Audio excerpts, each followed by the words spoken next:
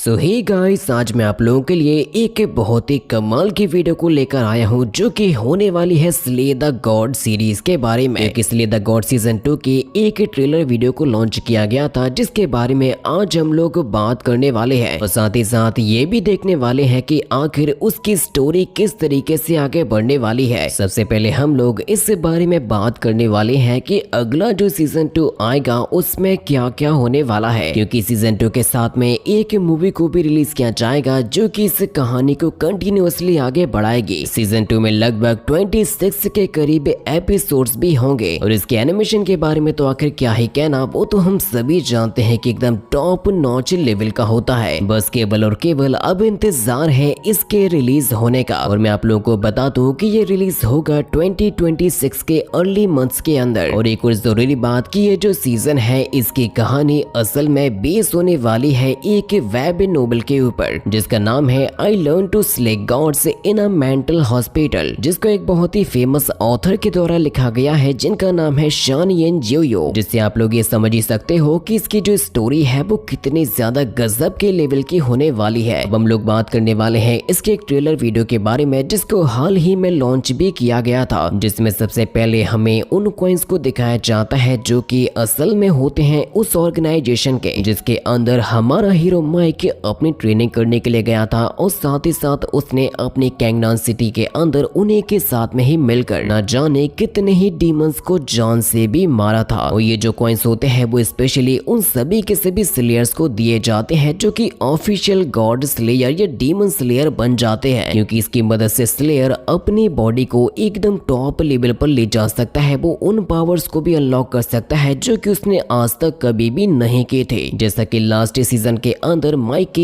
एक काफी अच्छे दोस्त ने किया था जो कि जल्द ही मारा भी गया था। और उसके फिर जस्ट अगले ही सीन में अब हम लोग देख पाते हैं माइक को जिसकी अब कहानी आगे बढ़ने वाली है और साथ ही साथ वो अपनी ट्रेनिंग से भी वापस आ चुका था, लेकिन मजबूरन माइक वापस अपने घर पर नहीं जा पाता क्योंकि अब वो एक ऑफिशियल स्लेयर बन चुका है और उसे अपनी ताकतों को अपनी फैमिली से छुपाना होगा। और माइक खड़ा हुआ होता है कुछ मूर्तियों के सामने जो कि एंशिएंट आर्किटेक्चर्स का हिस्सा होते हैं और वो यहाँ पर डेफिनेटली किसी और मैथोलॉजी के गॉड्स के बारे में जानने की कोशिश कर रहा होगा, क्योंकि ऑलरेडी इस कहानी के अंदर कई सारी मैथोलॉजी के गॉड्स को देखा जा चुका है। हम लोगों ने अलग अलग गॉड्स को देखा और वो सभी के सभी धरती के ऊपर अपने लिए एक एक इंसान को भी चुन चुके थे जिन्हें वो अपनी पावर्स को देते हैं और वो इंसान काम करते हैं गॉड्स के लिए। और ये असल में होता है उसी मूवी का ट्रेलर जिसका नाम है द डेड ऑफ कैंगनान। आप सभी जानते हो कि कैंगनान वही सिटी है जिसके अंदर रहता है माइक और उसकी पूरी दुनिया, जहां पर माइक उसी जगह को टच करने लगता है जिससे कि अजीब सी कुछ फॉर्मेशंस एक्टिवेट होने लगती है। ऐसा लग रहा था जैसे कि उसके सामने कोई एक शील्ड फॉर्मेशन बनी हो जिस पर हाथ रखते ही वो एक्टिवेट हो जाती है और साथ ही साथ इसके अगले ही पल वो पूरी तरीके से जगह ही ब्रेक हो जाती है, क्योंकि इसके अंदर एक सबसे बड़ा राज छुपा हुआ था जहां पर असल में होता है एक गॉड स्पीयर। और उसी को प्राप्त करने के लिए माइक ने ये सब कुछ किया था जो कि फाइनली अब उसके हाथ में लग ही चुका था। ये तो हम सभी जानते हैं कि जब माइक अपनी ट्रेनिंग को कर रहा था तो उसके अंदर जो गॉड शेरिफ माइकल के पावर्स थे उनको सप्रेस कर दिया गया था, उनको कमजोर बना दिया गया था ताकि ये डिसाइपल सभी के सभी अपनी अपनी फिजिकल स्ट्रेंथ को ज्यादा बढ़ा सके, जिसकी वजह से अब जैसे ही माइक अपनी रियल पावर्स को एक्टिवेट करता है तो उसका तो एक नया ही रूप देखने को मिल जाता है जो कि सच में एकदम गॉड लेवल का लग रहा था। अब वो किसी बंदे से ये कह रहा था कि आखिर तुमसे ये किसने कहा है कि हमारी दुनिया के अंदर कोई भी गॉड जिंदा नहीं बचा, क्योंकि पूरी दुनिया में चारों तरफ ही एक अजीब तरीके का मिस्ट फैल चुका था जिसकी वजह से कोई भी गॉड नहीं बचा था, कोई भी सिविलाइजेशन नहीं बचे थे। इसीलिए अब इस कहानी के अंदर वो सारे के सारे राज खुलेंगे और सभी के सभी गॉड भी सामने आएंगे। ये कहानी मेंटल हॉस्पिटल के ऊपर बेस्ड है, इसी वजह से सभी के सभी गॉड उसी के अंदर ही देखने को मिलेंगे। वो जो दरवाजे हमें सीजन 1 के अंदर दिखे थे वो सभी के सभी भी खुलेंगे। ये तो था एक मूवी का छोटा सा टीजर जिसको हम लोगों ने अभी के अभी देखा है और अब मैं आप लोगों के सामने सीजन 2 के ट्रेलर वीडियो को पेश करने वाला हूँ जिसमें काफी ज्यादा इंफॉर्मेशन है, क्योंकि ये जो ट्रेलर है वो एक फ्लैशबैक के साथ में स्टार्ट होता है और इसमें कई सारे गॉड्स को भी दिखाया गया है, जिसमें सबसे पहले 2012 को दिखाया जाता है क्योंकि उस समय में एक काफी बड़ी घटना हुई थी और साथ ही साथ कैंगनान सिटी के ऊपर सभी के सभी गॉड्स की भी झलक दिखाई जाती है, जिसमें एक ट्राइडेंट वाले गॉड होते हैं, एक स्पीयर वाले गॉड होते हैं और एक 2 सिंघों वाले गॉड होते हैं। यानी कि हम लोगों को इस कहानी के अंदर नॉर्स माइथोलॉजी के गॉड्स भी देखने को मिलेंगे। और सीजन 1 के अंदर हमने जो कहानी देखी है और सीजन 2 में अब जो ये कहानी आएगी वो है असल में दुनिया में फैले उस मिस्टी डिजास्टर के 90 साल बाद की कहानी, क्योंकि दुनिया की हाई टेक्नोलॉजी उस मिस्ट को खत्म नहीं कर पाई थी। इसी वजह से अब चाइना के अंदर जो एक इकलौता एरिया बचा हुआ था जिसको कहा जाता है डाजिया, वहाँ पर इस दुनिया में पाई जाने वाली हर एक सिविलाइजेशन के द्वारा अपने अपने गॉड्स को भेजा जा रहा है, जो कि अपने लिए ह्यूमन होस्ट को चूज करते हैं, उसे पावर देकर पहुंचाते हैं डाजिया में, जिनमें से कुछ अच्छे हैं तो कुछ बुरे भी हैं, जो कि हम पिछले सीजन के अंदर ऑलरेडी देख भी चुके हैं। और सबसे बड़ा जो खतरा होता है वो होता है डीमंस का, जिससे तो ऑलरेडी हर एक बंदा फाइट कर ही रहा है। जिसके तुरंत ही बाद हम लोगों को एक ट्राइडेंट वाले गॉड को दिखाते हुए बैकग्राउंड में एक आवाज आती है कि हमारे पास में सिर्फ और सिर्फ 3 और चांसेस बचे हैं उस इस वॉर्ड को स्विंग करने के लिए। जो आवाज किसी और की नहीं बल्कि होती है हमारे हीरो माइक की, जिसके साथ ही साथ हमें कई सारे पोस्टर्स भी दिखाए जाते हैं जो किसी सीरीज के ही होते हैं। नया पोस्टर जिसमें सभी के सभी हीरो अपने अपने वेपन्स को लेकर खड़े हुए थे। और इसी के बीच में जब ये ट्रेलर आगे बढ़ता है तो हमें एक और गॉड को दिखाया जाता है जिसके 2 सींग होते हैं, जिसके हाथ में एक छड़ी होती है। और पता नहीं क्यों लेकिन मुझे ऐसा लगता है कि ये वाला जो गॉड है वो जरूर से लोकी होगा। आप लोगों के इसके बारे में क्या ओपिनियंस है मुझे कमेंट में जरूर से बताना। जिसके फिर अगले ही सीन में अब हम लोग देख पाते हैं अब एक गॉडेस को, जो कि असल में होती है एक मून गॉड, और वो माइक को अपना बेटा मानती है। उनका क्या रोल होगा बढ़ती हुई कहानी में वो तो हम लोग आगे जानेंगे, लेकिन फिर इसके अगले ही सीन के अंदर हम लोग देख पाते हैं एक गॉडजिला के जैसे या जापानीज में कहें तो एक गोजीरा के जैसे क्रिएचर को, जिसके तुरंत ही आगे ये लिखा हुआ था कि यह है 039 recruit training camp graduation centre. यानी कि ये जो गोजीरा को हमें दिखाया गया है वो जरूर से किसी ट्रेनिंग का हिस्सा होगा। जिसके साथ ही साथ हम लोगों को पिरामिड्स के साथ में वहाँ की इजिप्शियन गॉड्स का भी नजारा दिखाया जाता है। यानी कि इस कहानी में इजिप्शियन माइथोलॉजी भी शामिल हो चुकी है। इसके फिर अगले ही सीन के अंदर हमें ये बताया जाता है कि जीनान माउंटेन में जो डिजास्टर स्ट्राइक हुई थी उसको भी कवर किया जाएगा। और वो जो जीनान माउंटेन है ये वही जगह है जहाँ पर माइक और उसके दोस्तों ने अपनी ट्रेनिंग को किया था। जिसके फिर अगले ही सीन में हम लोग एक और नए गॉड को देखते हैं और उसके अगले ही सीन में एक और नए गॉड को देखते हैं, जो कि कोई और नहीं बल्कि असल में होते हैं द नाइट गॉडेस निक्स, जिनके नीचे खड़ा हुआ होता है हमारा माइक।